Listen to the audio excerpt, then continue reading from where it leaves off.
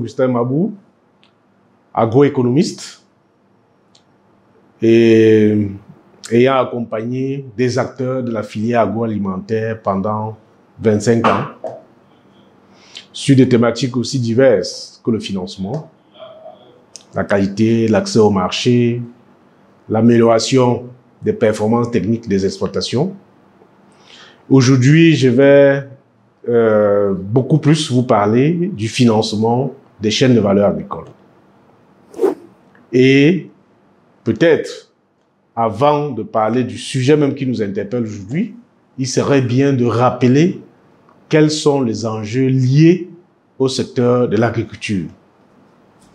Aujourd'hui, nul n'ignore, on assiste à une explosion démographique. Et si les estimations sont bonnes, d'ici 2050, nous serons 9 milliards à vivre sur la planète. Et l'agriculture peine déjà à assurer l'approvisionnement des consommateurs en produits agricoles, non seulement de bonne qualité, mais en quantité suffisante. Donc pourquoi cette situation? Eh bien évidemment, c'est lié à un certain nombre de facteurs.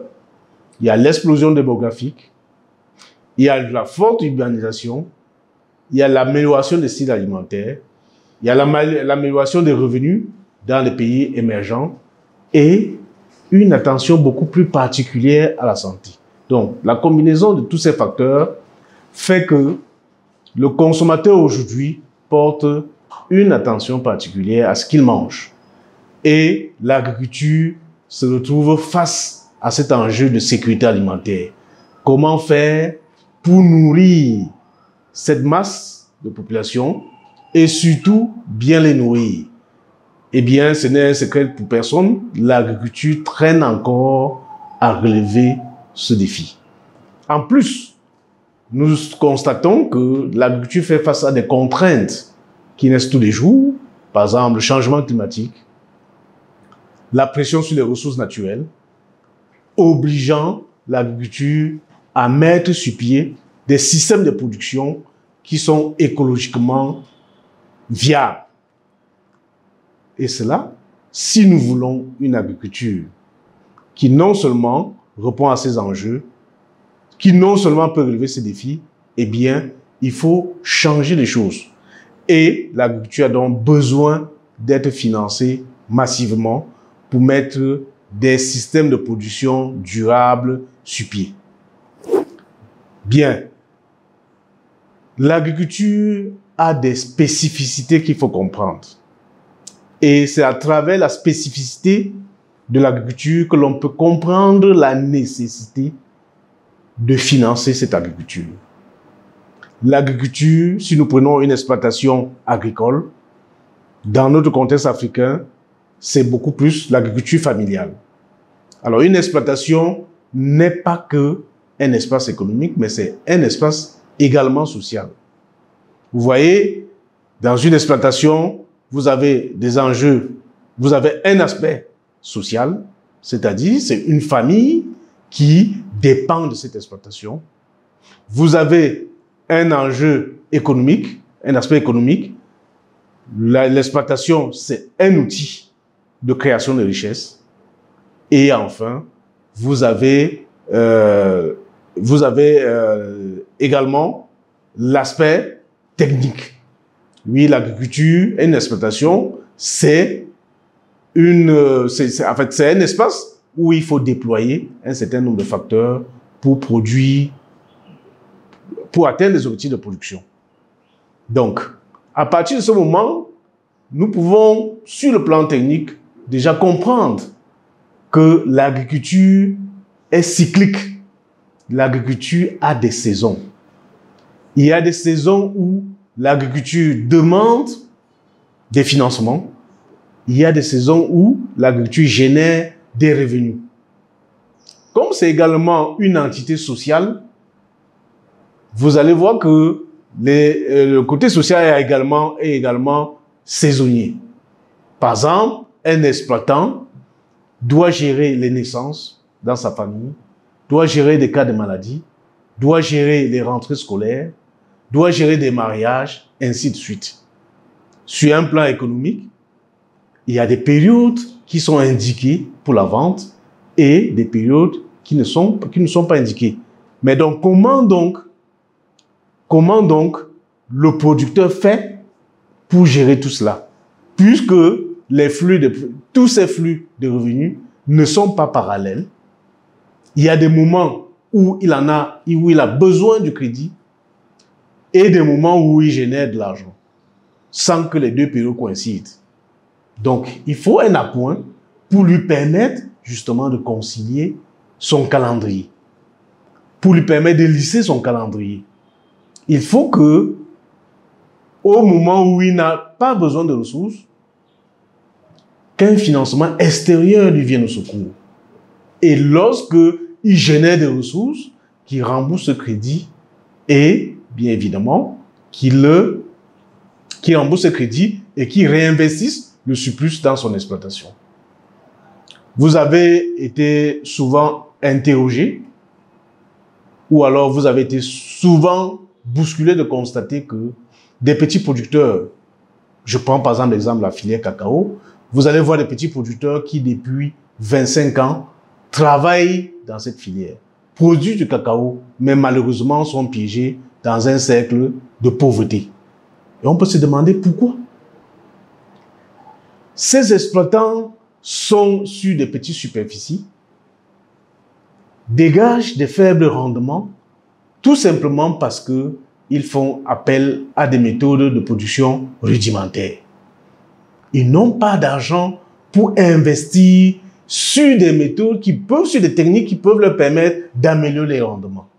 Et à la fin, ces producteurs ont un niveau de production bas, suffisant tout simplement pour la subsistance. Donc, ils sont incapables de dégager des surplus pour financer le développement de leur activité. Conséquence, ils sont piégés pendant longtemps dans ce cercle de pauvreté. Il faut donc une ressource externe pour transformer ce cercle vicieux de pauvreté en cercle vertueux de prospérité. Lorsque le petit producteur reçoit un appoint de l'extérieur, il est alors capable d'acheter un matériel végétal performant, il est capable d'acheter de l'engrais qui sont des intrants qui améliorent le rendement. À défaut, il va se contenter de produire de manière rudimentaire et en conséquence de dégager des rendements faibles. Donc, il est nécessaire et on comprend que la spécificité de l'agriculture nécessite qu'il y ait un financement. Mais bien évidemment, on peut se dire, mais les banques existent, les microfinances existent, pourquoi a-t-on besoin d'une autre forme de financement? Puisque quand nous parlons du financement de chaînes de valeur agricole, il s'agit d'un modèle qui se décale du financement classique. Il se décale du financement classique. Pourquoi est-ce que le financement classique n'est pas capable aujourd'hui de contribuer au développement de l'agriculture? Tout simplement parce que l'offre de services financiers n'est pas adaptée à la particularité, aux spécificités de l'agriculture. Le banquier n'a pas souvent le temps de comprendre quelles sont les particularités de l'agriculture et se contente donc de mettre à la disposition des producteurs des produits financiers inadaptés, des produits financiers hautement onéreux, tout simplement parce que le risque lié à l'agriculture est élevé. Finalement, le taux d'intérêt doit être conséquent. Donc, aujourd'hui, il faut réfléchir autrement et ce d'autant plus que dans le financement classique, l'instrument qu'on demande aux petits producteurs pour couvrir le crédit qu'ils demandent est généralement une garantie. Il faut une garantie. Or, ce petit exploitant n'a même pas de titre foncier. ce petit exploitant n'a pas d'actif qui peut lui permettre, qu'il peut nantir pour garantir le crédit qu'il va prendre.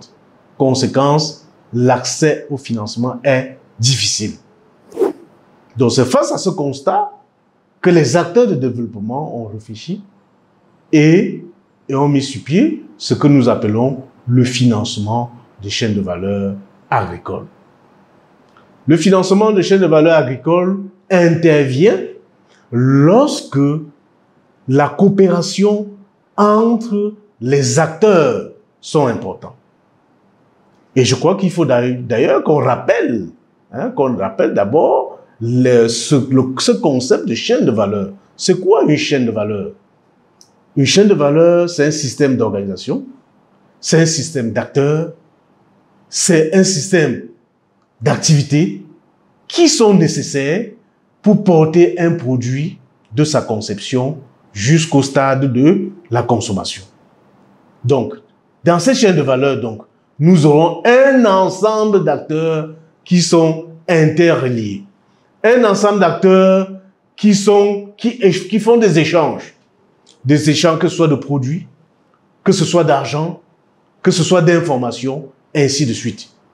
Si nous prenons, par exemple, une chaîne de valeur comme celle de la tomate, nous avons en amont des fournisseurs d'intrants, c'est-à-dire des fournisseurs de semences, des fournisseurs d'engrais, des fournisseurs de pesticides, et après cela, nous avons des producteurs primaires. Après les producteurs primaires, nous avons des collecteurs. Après les collecteurs, nous avons des transformateurs, ainsi de suite, jusqu'aux consommateurs. Donc, à côté de ces acteurs principaux, de ces acteurs directs de la chaîne, nous avons des acteurs qui viennent en appui. Par exemple, les transporteurs. Le transporteur n'est pas en un moment propriétaire du produit, mais son apport pour le développement de la chaîne est capital. Sinon, comment est-ce que on pourrait transporter un cachot de tomates de l'exploitation jusqu'au marché? Il y a des acteurs techniques qui viennent en soutien technique. Ces producteurs ont besoin d'être formés sur les bonnes pratiques agricoles. Et il y a donc des conseillers agricoles qui viennent en appui à ces acteurs. Bien évidemment, nous avons également des financiers qui viennent en appui à ces acteurs. Bien, dans le système classique, on finance les acteurs individuellement. Alors que dans le financement des chaînes de valeur, l'offre s'adresse à toute la chaîne de valeur. C'est parce que l'on constate que voilà un ensemble de personnes qui collaborent, qui échangent, qui s'écoutent, qui ont des intérêts liés, qu'on va donc vers eux, on fait un diagnostic, on essaie de comprendre comment la chaîne de valeur fonctionne, on essaie pour chaque acteur de comprendre quels sont ses atouts, quelles sont ses faiblesses, comment est-ce qu'on peut renforcer chaque acteur pour qu'il performe de la plus belle des manières, comment est-ce que les acteurs échangent entre eux, comment est-ce que les acteurs communiquent entre eux, comment l'information circule d'un acteur à un autre, comment le produit circule d'un produit à un autre, d'un acteur à un autre. Et lorsqu'on a compris donc la chaîne de valeur dans son intimité, on peut agir. Parce que ce qui fait défaut dans le financement classique, c'est l'information. Le financier classique, la banque classique, n'a pas le temps de collecter les informations sur les petits producteurs. Parce qu'elle estime que c'est une opération qui va coûter cher, c'est une opération onéreuse, puisque ces petits producteurs sont dispersés dans l'espace. Et d'ailleurs, c'est l'une des raisons pour laquelle le coût de transaction est très élevé au niveau du financement classique de ces chaînes de valeur. Alors, nous allons parler du financement des chaînes de valeur lorsque la coopération entre les acteurs est utilisé comme base de travail. Oui, je sais qu'il y a un acheteur, je sais qu'il y a un producteur, je sais qu'il y a un stockeur. Comment est-ce qu'on peut organiser tous ces acteurs pour mettre sur pied un produit financier sécurisé? Si nous prenons un exemple ici, vous avez des producteurs de tomates qui délivrent des produits frais. Vous avez un transformateur qui a besoin de cette matière première et vous avez une banque qui veut bien financer ces petits producteurs-là. Alors, si le transformateur peut donner un contrat de vente aux petits producteurs et que ce contrat de vente est nanti au niveau de la banque, en ce moment, oui, la banque peut donner son argent en sachant que lorsque l'acheteur va prendre le produit, il viendra payer à la banque et la banque retiendra son argent. Vous voyez, à travers cette coopération, on peut donc développer des modèles économiques qui vont permettre aux petits producteurs d'être inclus financièrement. Alors, bien évidemment, il n'y a pas que l'extérieur. Donc nous avons dans le financement des chaînes de valeur deux types de financement. Il y a le financement interne, c'est lorsque un acteur de la chaîne de valeur vient en soutien financier à un autre acteur de la même chaîne de valeur. Par exemple, le fournisseur d'intrants peut donner les intrants à crédit au petit producteur. Et le petit producteur va lui payer et va rembourser cet argent lorsqu'il aura vendu sa récolte. Par exemple, le transformateur peut donner une avance au collecteur. Par exemple, une provenderie peut donner une avance à un collecteur pour lui dire, voilà, j'ai besoin de 50 tonnes de maïs. Alors, je te fais une avance de 100 millions. Tu vas ratisser les bassins de production et tu vas me trouver du maïs que tu vas stocker quelque part. Ça, c'est le financement interne. Parce que c'est un acteur qui vient en soutien à un autre acteur de la même chaîne de valeur. Mais nous avons également le financement externe. Ça peut être une institution de financement qui vient en soutien à toute la chaîne de valeur. Ici, on ne vient pas en soutien à un acteur individuel, mais c'est à toute la chaîne de valeur. On a identifié une chaîne de valeur qui est très bien organisée, qui est connectée sur un marché, qui a une demande qui est garantie.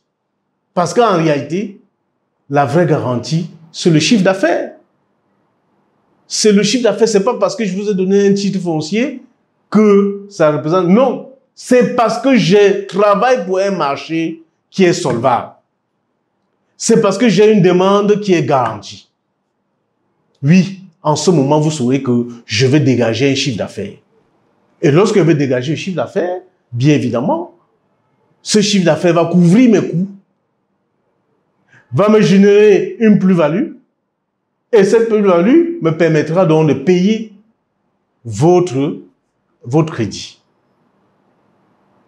Donc voilà comment est-ce que le financement de la chaîne de valeur est différent du financement classique. Le financement de la chaîne de valeur s'adresse à tous les acteurs de la chaîne de valeur. Le financement de la chaîne de valeur utilise la coopération entre différents chaînes de valeur, entre les différents acteurs de la chaîne de valeur comme base de travail. Oui, parce que les acteurs se connaissent entre eux. Le petit producteur connaît exactement comment est-ce que le fournisseur d'intrants travaille. Et vice-versa. Le fournisseur d'intrants est capable de vous dire, ce petit producteur a 2 hectares de cacao. Celui-là n'a que 500 mètres carrés de tomates, ainsi de suite. Voilà. Le cycle de la production va de tel mois à tel mois. Pour couvrir ainsi que de production, nous avons besoin de ceci. Nous avons besoin des pesticides. Nous avons besoin du matériel de la semence.